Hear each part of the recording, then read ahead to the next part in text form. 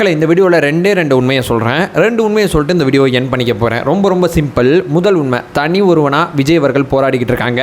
TVK அப்படிங்கிற கட்சி ஆரம்பித்ததுலேருந்து தனி ஒரு மனிதனாக விஜய் அவர்கள் போராடிக்கிட்டு இருக்காங்க. ரெண்டாவது, அவருடைய கட்சியில் அவருடைய ஆடியன்ஸ், அவருடைய கோர் ஆடியன்ஸாக சொல்லக்கூடிய ரசிகர்கள் பெரிய லெவலில் இடம்பெறவே இல்லை.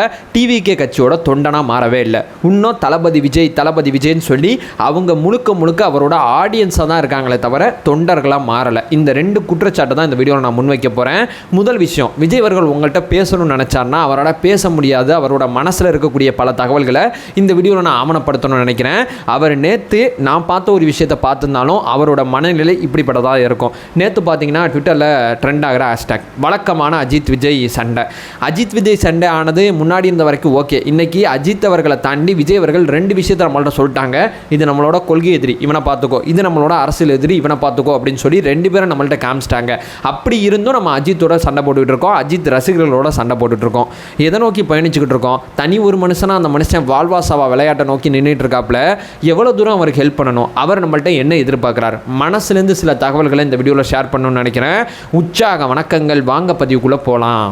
இப்போ முதல் விஷயம் மக்களே, தனி ஒரு மனுஷனாக அந்த மனுஷனோட போராட்டம் எப்படி இருக்குது தெரியுமா? நேற்று போட்ட ட்வீட்டை கூட எடுத்து பாருங்களேன். ரொம்ப சிம்பிள். ரொம்பலாம் முன்னாடிலாம் போவேன்னா அவரோட பேச்சில் அந்த டீகோட் பண்ணுறதெல்லாம் விட்டுடலாம். இங்கே பார்த்தீங்கன்னா நேற்று அண்ணன் விஜய் அவர்கள் என்ன பண்ணியிருக்காங்கன்னா, இந்த சென்னை அண்ணா பல்கலைக்கழகத்தில் நடந்த பாலியல் வன்புறவு சம்பவம் இருக்குது பார்த்தீங்களா, அந்த சம்பவத்துக்கு அப்புறம் எல்லா தலைவர்களுமே கண்டனம் தெரிவித்தாங்க. ஆனால் விஜய் அவர்களோட கண்டனத்தை எடுத்து பாருங்கள்.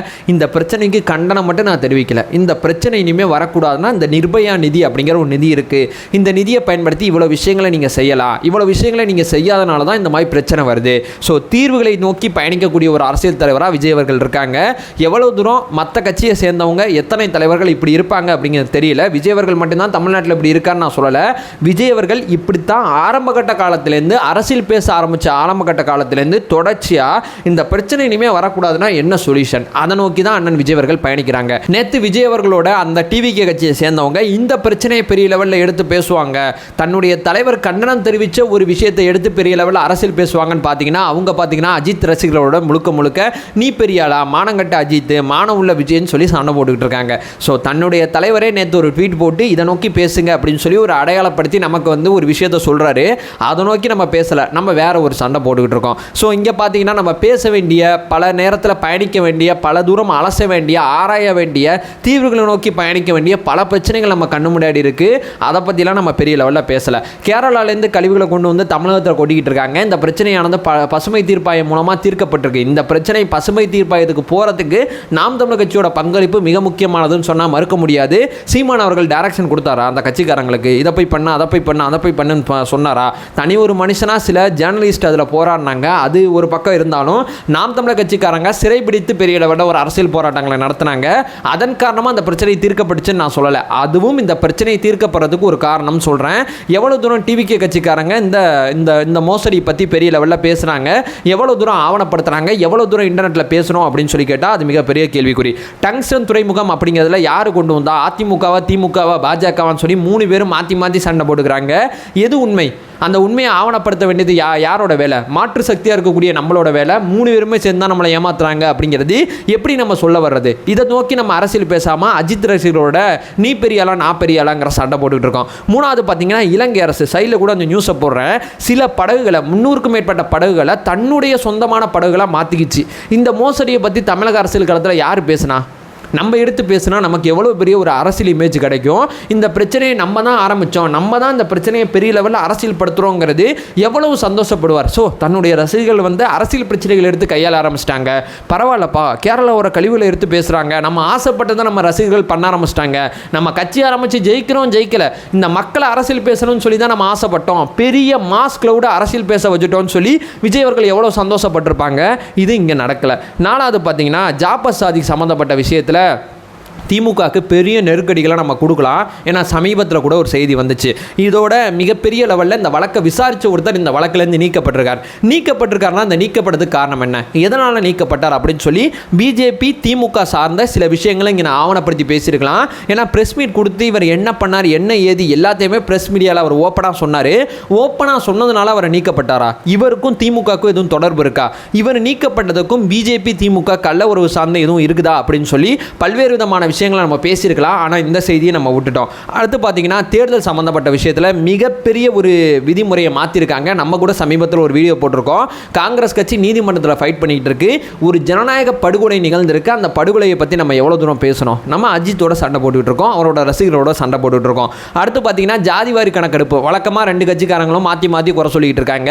இதில் நம்மளோட அரசியல் என்ன? 2 பேரும் ஏமாத்துறாங்கிறத நம்ம ஏன் பொதுவெளியில் கொண்டு வரவே இல்லை? நம்ம ஏன் இதை பற்றி பேசவே இல்லை? நமக்கு தலைவர் வேலை கொடுக்காம இருக்காரா? எவ்வளவு தூரம் இதெல்லாம் நம்ம பேசுனா அவர் எவ்வளோ சந்தோஷப்படுவார்? தினந்தோறும் ஒரு ஹேஷ்டேக் எடுத்து தினந்தோறும் ஒரு பிரச்சனையை எடுத்து ட்ரெண்ட் பண்ணால் யார் இங்கே கேட்பா? நம்ம கேட்கலனா நம்ம பெரிய லெவலில் இந்த இவ்வளோ இன்னும் எழுதி வச்சுருக்கேன் மக்களே, இன்னும் எழுதி வச்சுருக்கேன். என் ஆதங்கம் அவ்வளோ இருக்குது. இது நான் சும்மா என் ஞாபகத்துக்கு வந்த 4 செய்தியை மட்டும் எழுதி வச்சுருக்கேன். நான் உட்காந்து இந்த வீடியோக்கு யோசிச்சேன்னா எவ்வளோ தூரம் செய்திகளை எடுத்துகிட்டு வந்து இதை பேசலையா அதை பேசலையான்னு பேசியிருக்கலாம். ஆனால் என் ஞாபகத்துக்கு இருந்த இந்த செய்திகளை மட்டும் எடுத்து வச்சுருக்கேன். இதை நோக்கி நம்ம எவ்வளோ தூரம் பேசியிருக்கோம்? மனித உரிமை ஆணைய தலைவரோட நியமனம் சார்ந்த விஷயத்தில் பல்வேறு சர்ச்சைகள் எழுந்துக்கிட்டு இருக்கு. அதை எவ்வளோ தூரம் நம்ம பேசியிருக்கோம்? அடுத்து பார்த்தீங்கன்னா மிக முக்கியமானது 1,00,000 உள்ளாட்சி பணியிடங்கள் பார்த்தீங்கன்னா இன்னும் கொஞ்ச நாளில் ஜனவரி 5, 6 தேதிகளில் காலியாக போகுது. இதுக்கு அடுத்த எலெக்ஷன் நடத்த பார்த்தாங்க அப்படிங்கிற ஒரு விஷயத்த சொல்லியிருக்காங்க. ஏன்னா சரியான தொகுதி வரையறையெல்லாம் இன்னும் பண்ணலை, சில இடஒதுக்கீடுலாம் இன்னும் பண்ணலை. ஒரு எலெக்ஷன் முடிகிற வரைக்கும் இடஒதுக்கீடு பண்ணலன்னா எப்போ தான் பண்ணுவீங்க? இதெல்லாம் பண்ணி முடிச்சுட்டு தான் நாங்கள் எலெக்ஷன் நடத்துவோம்னு சொல்லி திமுக ஒரு கொள்கை முடிவை நீதிமன்றத்தில் சொல்லியிருக்காங்க. உள்ளாட்சி அமைப்புகளுக்கு எலெக்ஷன் கிடையாது அப்படிங்கிற விஷயத்த சொல்கிறாங்க. மாநில சுயாட்சி பேசுகிறவங்க மத்திய அரசோட மாநில சுயாட்சி சண்டை போடுறாங்க.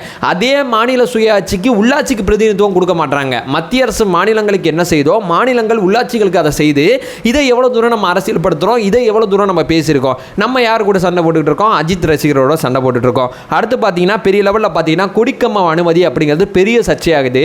எல்லாருக்கும் அனுமதி கொடுக்குறாங்க, எல்லாரும் வச்சுக்கிட்டு இருக்காங்க. ஆனால் தாவேக்கா குடிக்கம்பத்தை மட்டும் பெரிய லெவலில் அகற்றக்கூடிய ஒரு வேலை நடந்துகிட்டு இருக்கு. ஒருத்தர் அந்த அகற்றக்கூடிய அந்த குரூப் மட்டும் பேசுறாங்களே தவிர அவங்களுக்கு ஆதரவு தெரிவித்து தாவேக்கா இருக்கக்கூடிய அத்தனை கட்சி தொண்டர்களுமே எவ்வளவு தூரம் பேசுறீங்க? ஒரு ஊர்ல இப்போ உதாரணத்துக்கு பார்த்தீங்கன்னா மதுரை அப்படிங்கிற ஊர்ல அந்த குற்கிராமத்தில் ஒரு கொடிக்கம்பம் ஏற்றுறது பிரச்சனை வந்துச்சுன்னா மதுரை அளவுக்கு தான் அது பேசு பொருளாக இருக்குது. மதுரையை தாண்டி தமிழ்நாடு முழுக்க அதை பேசு பொருளாக ஆக்க வேணாமா? நம்மளுடைய கொடிக்கம்பத்துக்கு அனுமதி கொடுக்கப்படல, மற்ற கொடிக்கம்பம்லாம் அங்கங்கே இருக்குது. அனுமதியோடையா இருக்குன்னு கேட்டிங்கன்னா மிகப்பெரிய கேள்வி. ஆனால் நம்மளுடைய கொடிக்கம்பம் மட்டும் அனுமதி மறுக்கப்படுது. அது அந்த அனுமதி மறுக்கப்பட்ட அந்த இடத்தோட நின்றுது. அது தமிழ்நாடு முழுக்க பேசு பொருளாக ஆக்கப்படலை. ஸோ உங்களுடைய கட்சியோட சொந்த பிரச்சனையை கூட நீங்கள் எடுத்து பெரிய லெவலில் பேசு பொருள் ஆக்க மாட்டீங்க.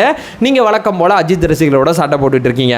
அடுத்து பார்த்தீங்கன்னா இந்த இன்டர்நெட், அதாவது பார்த்தீங்கன்னா பள்ளி குழந்தைகளுக்கு லேப்டாப்லாம் இருக்குது பார்த்தீங்களா, அதோட இன்டர்நெட் கனெக்ஷனுக்கு சரியான தொகையை கட்டலன்னு சொல்லி அண்ணாமலை ஒரு குற்றச்சாட்டை முதல்ல முன்னெடுத்தார். நிர்வாகம் சார்ந்த குறைபாடுகள் ராமதாஸ் அவர்கள், அன்புமணி ராமதாஸ் அவர்களோட அறிக்கையெல்லாம் எடுத்து பார்த்தீங்கன்னா அரசோட நிர்வாகம் சார்ந்த அரசோட நிர்வாகத்தில் இருக்கக்கூடிய குறைபாடுகள்லாம் எடுத்து பேச ஆரம்பிப்பாங்க. அண்ணன் விஜய் அவர்களும் அதை பேசலை. எனக்கு பர்சனலாக அவர் மேலே சில வருத்தங்கள் இருந்தாலும் ஸோ அவர் பேசுறதே எனக்கு பெருசாக தெரியுது. கூடிய சீக்கிரம் இந்த நிர்வாக குறைபாடுகளும் எடுத்து அவர் ஆவணப்படுத்துவார், பெரிய லெவலில் செய்தியாக்குவார் அப்படிங்கிற நம்பிக்கை எனக்கு இருக்குது. ஆனால் அரசோட நிர்வாகம் சார்ந்த குறைபாடுகளை இப்போ சமீபத்தில் அண்ணாமலை அவர்கள் பண்ணாங்க. அரசு பள்ளிகளில் இருக்கக்கூடிய இன்டர்நெட் கனெக்ஷனோட பில்லை கட்டலை. இவ்வளவு தூரம் பார்த்தீங்கன்னா பிஎஸ்என்எல் நிறுவனத்துக்கு பெண்டிங் வச்சிருக்காங்கிற குற்றச்சாட்டை முன் வச்சாரு. அந்த குற்றச்சாட்டு இப்போ நிவர்த்தி செய்யப்பட்டிருக்கு. ஸோ அரசோட நிர்வாகத்தில் இருக்கக்கூடிய பல குற்றச்சாட்டுகளுக்கு இன்னும் நம்ம பதில் சொல்லாமல் இருக்கோம், பெரிய லெவலில் எடுத்து பேசாமல் இருப்போம். அதெல்லாம் எப்போ எடுத்து நம்ம பேச போகிறோம்? நம்ம வழக்கம் போல அஜித் ரசிகரோட சண்டை போட்டுட்டு இருக்கோம். இந்த மாதிரி இந்த வீடியோவில் என் நினைவில் இருந்த சில விஷயங்களை மட்டும் இந்த டைரியில் எடுத்து நான் ஆவணப்படுத்தி பேசியிருக்கேன். இந்த வீடியோக்கு நம்ம உண்மைக்குமே கண்டென்ட் எடுத்திருந்தோம்னா ஒரு 2 நாள் கழிச்சு இந்த விஷயத்தை எடுத்து நம்ம பேசியிருக்கலாம். அவ்வளோ தூரம் நம்ம உட்காந்து ரிசர்ச் பண்ணோம்னா அவ்வளோ மைன்யூட்டான பல தகவல்கள் நமக்கு கிடைக்கும். ஆனால் நம்ம எவ்வளோ தூரம் இதெல்லாம் எடுத்து அரசியல் பேசிக்கிட்டு இருக்கோம்? நம்ம வழக்கமாக நம்ம ஒரு அரசியல் கட்சி ஆரம்பிச்சிட்டோங்கிறதே இந்த விஜய் ரசிகர்களுக்கு நம்ம எவ்வளோ தூரம் சொல்கிறது அப்படிங்கிறது நமக்கு தெரியல. அரசியல் கட்சி ஆரம்பித்தா தினந்தோறும் உங்களோட ஐடிவிங்கில் இந்த பிரச்சனை எழுப்பு, ஹேஷ்டேக்கை போட்டு ட்ரெண்ட் பண்ணு. ஏன்னா இன்டர்நெட்டில் அதிகமாக இருக்கிறது நம்ம தான். 2026 பார்த்தீங்கன்னா எலெக்ஷனில் இன்டர்நெட்டோட அந்த தாக்கம் பெரிய லெவலில் இருக்கும். இன்டர்நெட்டில் பார்த்தீங்கன்னா ஆக்கப்பூர்வமான அரசியலை பேசிகிட்டு இருக்காங்க அந்த பசங்களை ஏன் தொல்லை பண்ணுறீங்க? சும்மா கொடிக்கம்பம் ஏற்றுறது, மாஸ்க் காமிக்கிறது, மஜா பண்ணுறது கிடையாதுங்க. அரசோட நிர்வாகம் சார்ந்த ஒரு விஷயத்தை எடுத்து பேசிகிட்டு இருக்காங்கன்னு சொல்லி பெரிய லெவலில் பார்த்தீங்கன்னா பொதுமக்கள் மத்தியில் விஜய் அண்ணாக்கு ஒரு நல்ல பேரை நம்ம பேசு பொருள் அடிப்படையில் கொண்டு வரலாம். நம்ம இதெல்லாம் எவ்வளோ தூரம் மைண்டில் வச்சுருக்கோம், இதெல்லாம் எவ்வளோ தூரம் யோசிக்கிறோம், இதெல்லாம் எவ்வளோ தூரம் செய்கிறோம். நமக்கு அஜித் ரசிகர்கள் இருக்காங்க, நமக்கு சண்டை போட ஆள் இருக்குது, வாடா நீயா நானா வாடா பார்த்துக்குருவோம் அப்படிங்கிற சண்டையில் தான் மிக தீவிரமாக கவனம் செலுத்திக்கிட்டு இருக்கோம். வாழ்வாசாவா விளையாட்டில் இருக்காருங்க. தயவு செய்து சொல்கிறேன், இரு கரம் கூப்பி உங்கள்கிட்ட கேட்டுக்கிறேன், அவருக்கு உதவி பண்ணுங்க. அவரை தனியாக விட்டுறாதீங்க. பாவம் அந்த மனுஷன் நமக்கு அடி எல்லாத்தையும் விட்டுட்டு வந்திருக்காரு. தயவு செய்து சொல்கிறேன், அவருக்கு உதவி செய்யுங்க. பேசுபொருளை மாற்றுங்க. நம்ம பேசலைன்னா நம்ம பிரச்சனையை யாரும் தீர்க்க மாட்டாங்க. மக்கள் நலன் சார்ந்த அரசியலை பேசுங்க. அந்த தலைவருக்கு துணை நின்னுங்க. இதை சொல்லிட்டு இந்த வீடியோவை என் பண்ணிக்கிறேன். நம்ம சேனலை ஃபர்தராக ஃபாலோ பண்ணிங்கன்னா பொலிட்டிக்கல் சார்ந்து பல்வேறு விஷயங்களை பற்றி நம்ம பேசிகிட்டு இருக்கோம். நம்மளோட ஒரே நோக்கம் அறியாமை அகற்ற வேண்டும், அறியாமை அகற்றப்பட வேண்டும். Thank you so much.